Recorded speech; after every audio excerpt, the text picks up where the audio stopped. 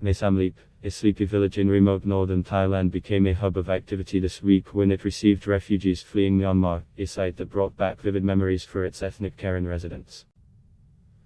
Hara, 70, said she had spent roughly 30 years crisscrossing the Salween River, which marks the frontier, to flee military attacks on ethnic rebel armies in Myanmar's eastern Karen state. She decided to settle in the Thai village of MAE SAM LAEP village 2 decades ago, a safer bet than Myanmar, then still under full military rule, which lasted nearly 50 years. I also came from the other side. I feel very bad for them. I am so sad, she told FF. Since the weekend, the Myanmar military has launched near-daily airstrikes in Karen state, targeting strongholds of the Karen National Union, KNU, the first such attacks in the area in 20 years. Around, people fled their villages, about half of them holed up in the jungle and around, crossed the river into Thailand.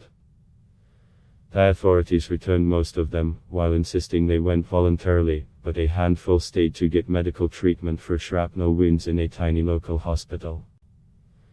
The air campaign has left Kara glued to her phone following the news. I knew the attacks would happen because of my experience, she told FF, adding that she had pleaded 2 weeks ago with family remaining in Karen to move away from the targeted areas. Airstrikes. The KNU is one of Myanmar's largest ethnic armed groups and has been fighting the military on and off for decades. It has been critical of the February 1 military coup that ousted civilian leader Aung San Suu Kyi, and of the general's bloody crackdown on protests, which has left more than 500 civilians dead. The KNU has sheltered hundreds of anti-junta protesters in the territory it controls, and over the weekend seized a military base, triggering the airstrikes in response.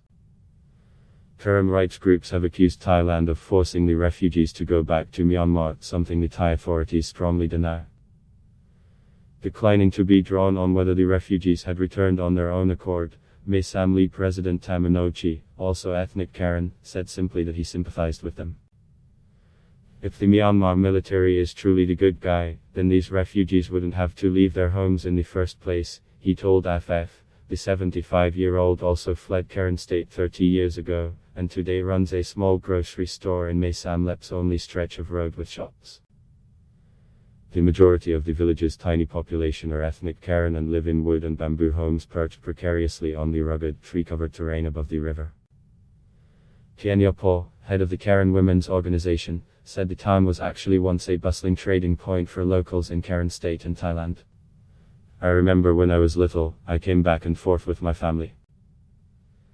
It was an informal trading area. A lot of Karen would come and sell stuff, she told FF. Food, household items, and construction materials were sold out of the showhouses by the riverside, and Karen people would ferry their wares across the Salween to hawk them to Thais. I don't want to die here, but by the mid-90s, the junta had stepped up offensives in Karen state, sending most of the communities on Myanmar's side of the river fleeing to Thailand's refugee camps. The people who remained in MAE SAM LAEP became integrated. They built up a new village, but a lot of trading was reduced as there weren't people living across the river anymore, Kenya Po said. Today, several stores along the waterway are shuttered and padlocked. From the village, a Myanmar military outpost can be spotted on the other side of the river.